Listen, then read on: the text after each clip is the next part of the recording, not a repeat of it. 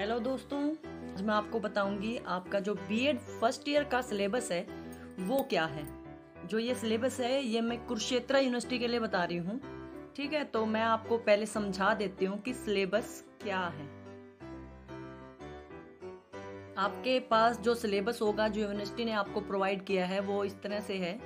आप चाहें तो यूनिवर्सिटी की वेबसाइट DDEKUK इससे भी सिलेबस को डाउनलोड कर सकते हैं। ये मैंने वहीं से डाउनलोड किया है।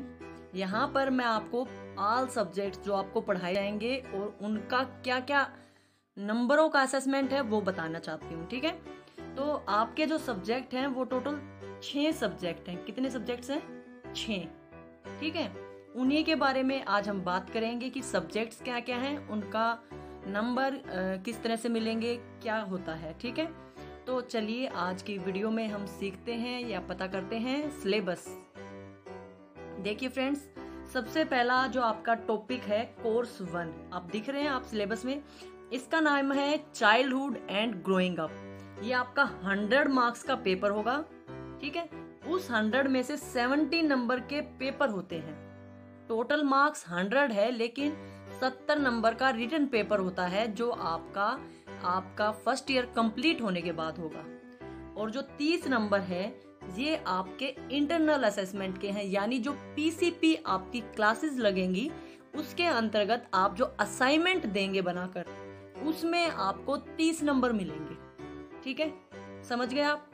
इसमें क्या है कि हर पेपर वाइज, जैसे कोर्स 1 के पेपर का नाम ये है, 100 नंबर का टोटल हो गया, 70 नंबर का रिटन पेपर होगा और 30 नंबर की असेसमेंट जो PCP के दौरान हम करते हैं ये वो है। ठीक है, इसी तरह से जो कोर्स 2 है वो उसका नाम है कंटेम्प्रेरी इंडिया एंड एजुकेशन। ये हमारा पेपर 2 है। ये भी ऐसे ही 100 नंबर का है और 70 नंबर का आपका रिटन पेपर होगा। 30 नंबर की आपको असाइनमेंट बनानी है। जो असाइनमेंट बनानी है वो क्या टॉपिक्स होंगे और वो आप कैसे बना सकते हैं वो मैं आपको अगली वीडियो में शेयर करूंगी। इसमें हम सिर्फ सिलेबस को डिस्कस करेंगे। ठीक है, उसके बाद जो आपकी तीसरी असाइनमेंट बनेगी वो बनेगी कोर्स 3 लर्निंग एंड टीचिंग।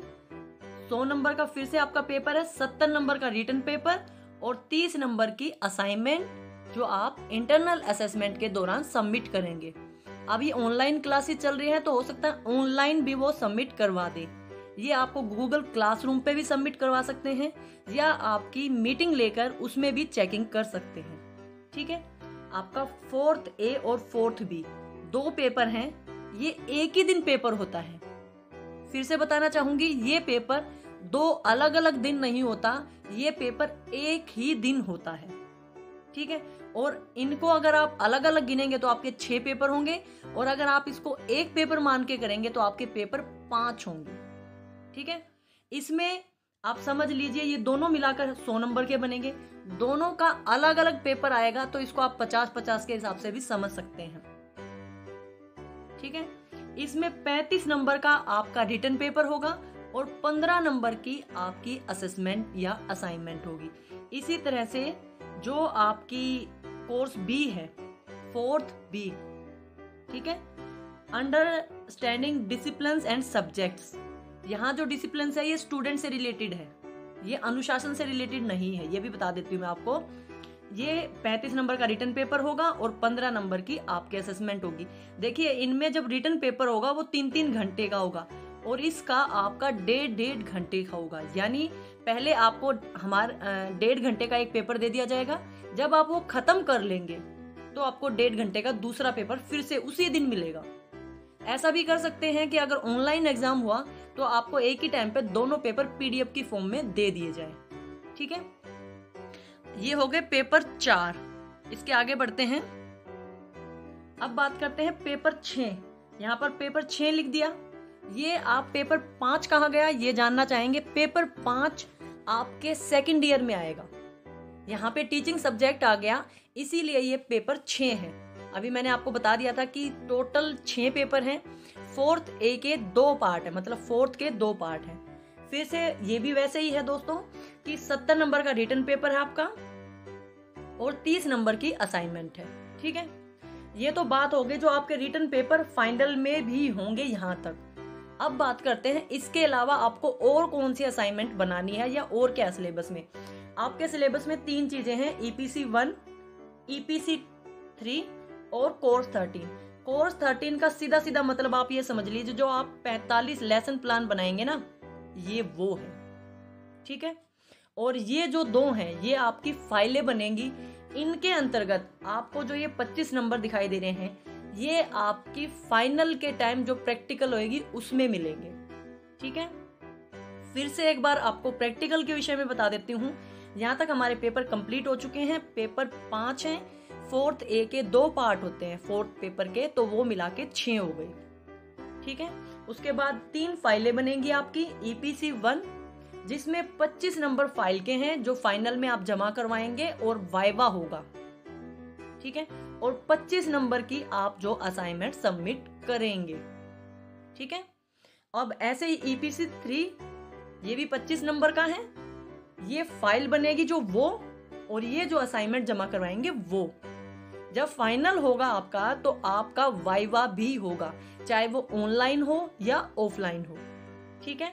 और अब बात करते हैं हमारा लास्ट जो 45 लेसन प्लान आप बनाते हैं वो। इसमें 175 टोटल होता है। 100 नंबर की फाइल के साथ एक लेसन प्लान का डेमो होता है।